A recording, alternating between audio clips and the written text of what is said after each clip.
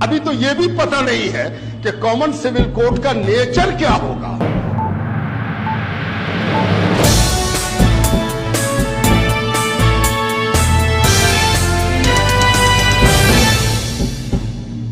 Hello दोस्तों, भारत में हिंदुओं को मुसलमानों के खिलाफ भड़काने में भारत के कुछ ऐसे भी कट्टर हिंदू धर्मगुरु हैं जो मुसलमानों की बढ़ती आबादी के बारे में हमेशा कुछ न कुछ बात करते रहते हैं।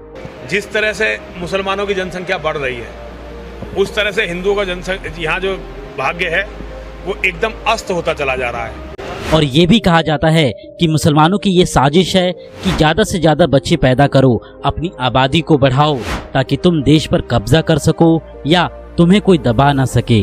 और कई बार तो ये भी देखा गया है कि जो हिंदू धर्म गुरु हैं वो यहाँ तक लोगों से अपील करने लगते हैं कि तुम भी ज्यादा से ज्यादा बच्चे पैदा करो ताकि तुम भी मुसलमानों का मुकाबला कर सको।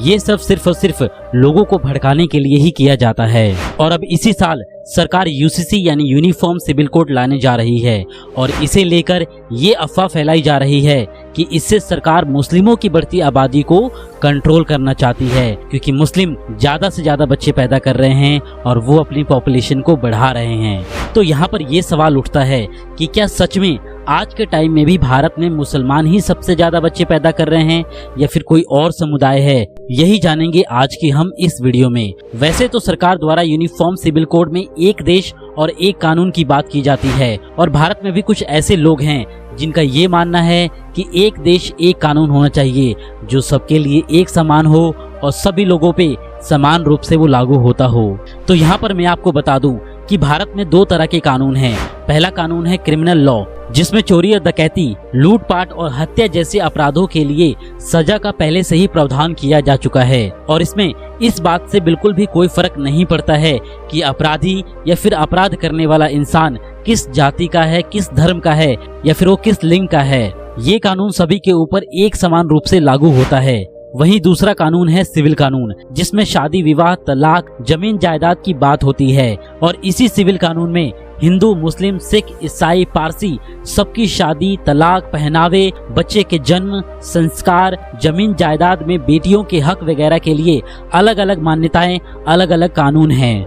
और अब यूनिफॉर्म सिविल कोड द्वारा इसी को बदलने की बात की जा रही है। वहीं कुछ लोग भारत में ऐसे लोग भी हैं जो इसमें बुर्का, हिजाब, खतना जैसी प्रथाओं को भी खत्म करने की बात कर रहे हैं। लेकिन दोस्तों, यहाँ पे मैं आपको एक सबसे मजे की बात बताता हूँ और वो ये है कि अभी तक यूसीसी का कोई भी ड्राफ्ट या कोई भी बिल अभी तक नहीं बना है। ये क्या है?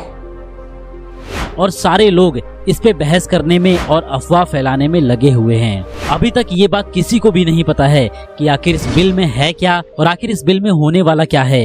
ये आखिर लोगों के ऊपर कैसे इम्प्लीमेंट किया जाएगा, ये बात किसी को भी नहीं पता। लेकिन फिर भी सभी लोग इसके बारे में बात करने में बस लगे हुए हैं। और वहीं कुछ लोग ऐसे भी हैं जो इसके पक्ष में और विपक्ष में अपनी राय देना शुरू भी कर दिया है उन्होंने। कि अगर पूरे देश के नागरिकों के लिए एक समान आचार संहिता लागू होती है, समान यूनिफॉर्म सिविल कोड लागू होता है, तो मुस्लिम समुदाय के मन में क्या सवाल है, क्यों उनको इसको लेकर संशय है? हम इस मुद्दे को छोड़ देते हैं और इसका ड्राफ्ट आने का वेट करते हैं।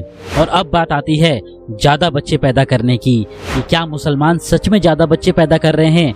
तो इसको जानने के लिए हमने नेशनल फैमिली हेल्थ सर्वे का एक डेटा निकाला कि आखिर कौन सबसे ज्यादा बच्चे पैदा कर रहा है। क्या मुस्लिम समुदाय सबसे ज्यादा बच्चे पैदा कर रहा है या फिर कोई और समुदाय है जो भारत में सबसे ज्यादा बच्चे पैदा कर रहा है। और जब आप इस रिपोर्ट को देखते हैं तो आप खुद हैरान हो जाएंगे कि ये सारे लोग किस तरीके से मिलके पूरे देश में एक अफवाह फैलाने का काम कर रहे हैं। और इस रिपोर्ट में हमने पाया कि देश में हिंदुओं के मुकाबले मुस्लिम धर्म में बच्चे पैदा करने में ज्यादा गिरावट आई है। नेशनल फैमिली हेल्थ सर्वे के डेटा के अनुसार देश के सभी धर्मों के लोगों में बच्चे पैदा करने की दर में काफी गिरावट आई है। पिछले 29 सालों में यानी 1992 से लेके 2021 तक का अगर ये डेटा हम देखते हैं तो मुसलमानों के प्रजनन दर में सबसे ज्यादा 46.5% की गिरावट आई है। वहीं हिंदुओं में 41.2% की गिरावट आई है। और ये जो स्क्रीन पे आप डेटा देख रहे हैं, इसमें आप देख सकते हैं कि कौन से धर्म में 1982 से लेके 1921 के डेटा के अनुसार बच्चे पैदा करने में कितनी ज्यादा गिरावट आई है। यानी पिछले 29 सालों में हिंदुओं के मुकाबले मुसलमानों की प्रजनन दर सबसे ज्यादा घटी है। लेकिन वहीं देश में ये अफवाह फैलाया जा रहा है कि मुसलमान जानबूझकर ज्यादा बच्चे पैदा कर रहे हैं। लेकिन सच बात तो ये है दोस्तों कि प्रजनन दर का धर्म से या किसी भी समुदाय से कोई भी लेना देना नहीं होता है।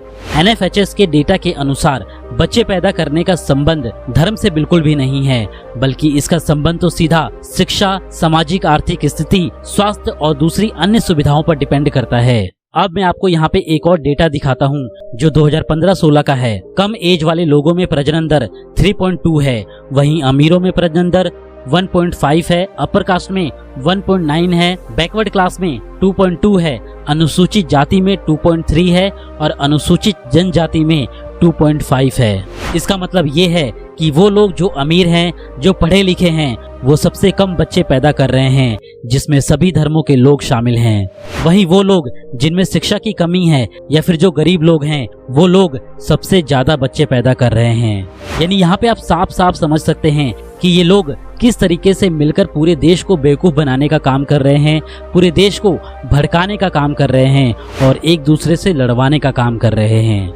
यानी यहाँ पे सीधा सीधा खेल सिर्फ और सिर्फ सियासत का है।